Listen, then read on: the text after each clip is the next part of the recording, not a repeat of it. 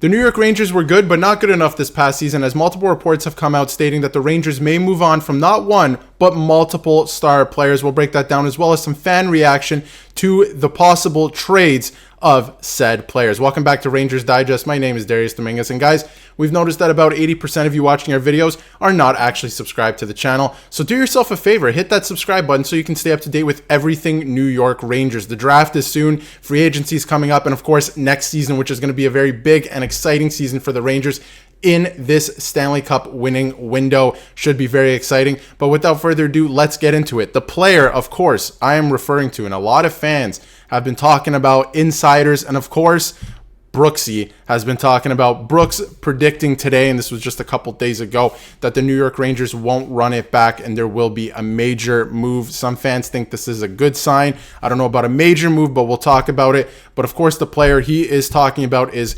Kaapo Kakko, and he says, obviously in his article, it's time to move on, but the Rangers just can't give Kaapo Kakko away, which is true. You can't give him away. A lot of fans are calling for him to be traded. We'll focus on him in this video specifically. But should Kaapo Kakko be moved on from?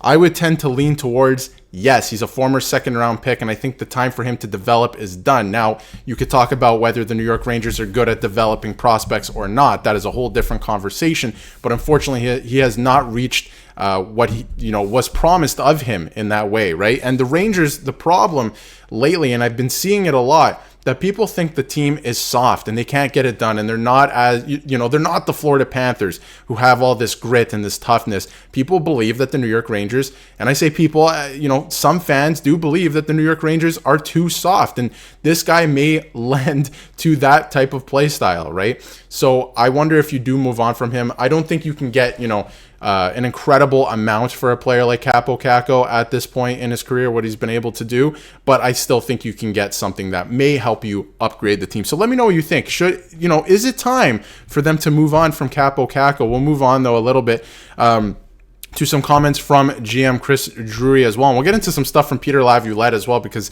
he may be, in part to blame for some of this as well too, and he took some responsibility, which was nice. But anyway, when asked whether he'd be willing to move on from one or more of his core players, Drury danced around it. He said nothing is off the table.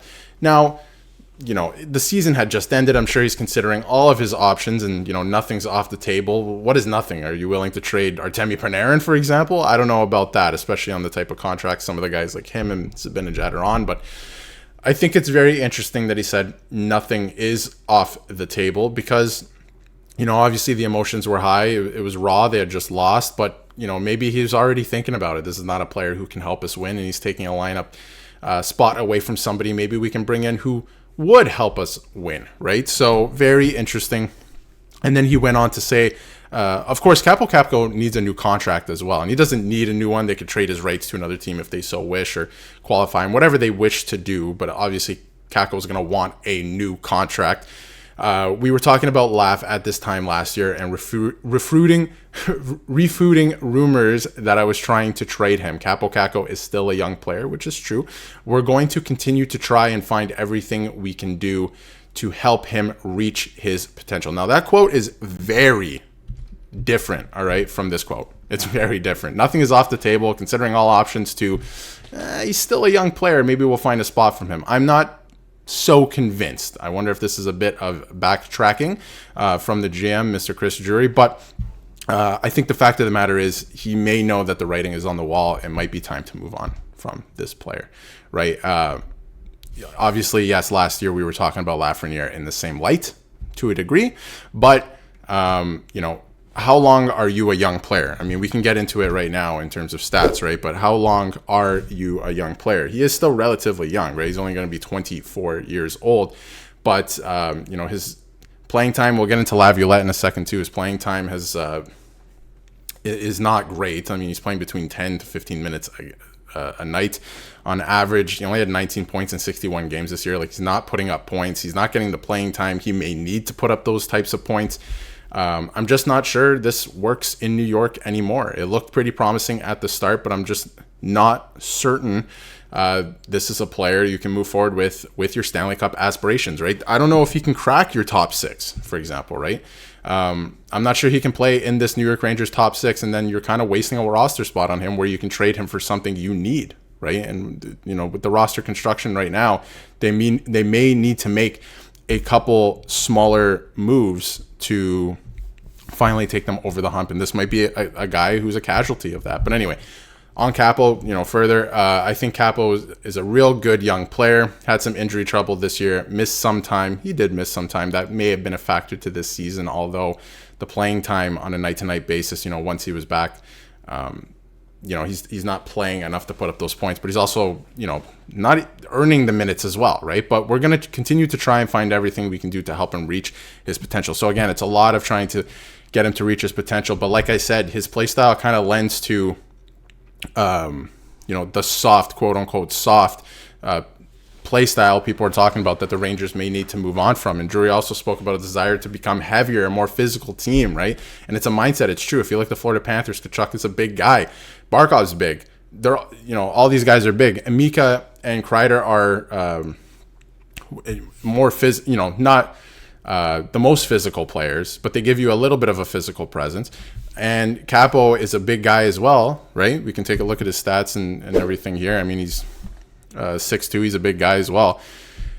He doesn't play heavy. Heavy is a play style. He doesn't really play that heavy, and that could be an issue. And again, more quotes from Chris Drury here. But one thing I wanted to get into, which I thought was very interesting, was this quote from Peter Laviolette. He said, "In my conversation with Kaapo, I took my responsibility.